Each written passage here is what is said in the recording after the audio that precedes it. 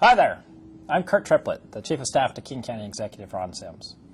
As you may know, Ron Sims has been nominated by President Barack Obama to be the Deputy Secretary of Housing and Urban Development. So accordingly, he has asked me to speak to you on his behalf. King County is currently developing its first ever countywide strategic plan. Now, typically, a strategic plan does three things. First, it assesses the current situation. Where are we? Second, it identifies a vision. Where do we want to go? And finally, it charts a course between the two. How are we going to get from here to there? Now, considering the current economic climate and the tough decisions that we will inevitably face in the coming years, it is especially critical that we have answers to those questions. This first ever strategic plan will guide the county's overall direction, our policy making, and our budget decisions over the course of the next 5 years. Your input will be critical to us in setting that direction. We'd like you to share with us, first, the values you believe that should guide King County as we make these decisions. Second, your priorities for King County government. And third, your satisfaction with the county's current provision of services. Your input will help us both in assessing the current obstacles and opportunities, as well as creating a long-term vision for King County. Part of the challenge of prioritizing King County services is that they vary widely in terms of what is required and who receives them. Some of the services are mandated by state and federal law, for example, public defense or the prosecutor or the courts, and voter registration. King County has to provide these. Others are discretionary or optional, such as parks and regional trails and emergency management. It would be hard to imagine King County not providing these services. But within both categories of services, we do have some freedom in terms of what level of service we want to provide. For example, we may have to do public health inspections for all restaurants, but we don't necessarily have to do them twice a year, as we currently do right now. We have an opportunity to provide police services, but decisions about exactly what police services, at what level, and where is another decision that we get to make. The services you receive from King County also vary widely by where you live. King County provides regional services to all residents of the county, including people who live in the 39 cities within the county. Some of these services, for example, include our award-winning Metro Transit, the wastewater treatment system for the whole region, and public health protection for all of us.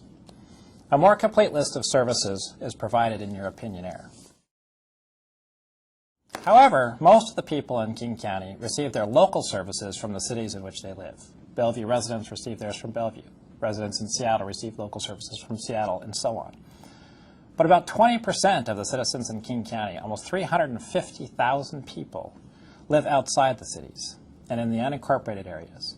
And here they receive their local services from King County or from special purpose districts such as fire, water, sewer, and library districts.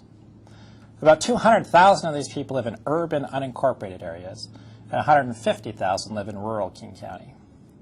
To help put this in context, urban King County would be the second largest city in the county, twice as large as Bellevue and about half the size of Seattle.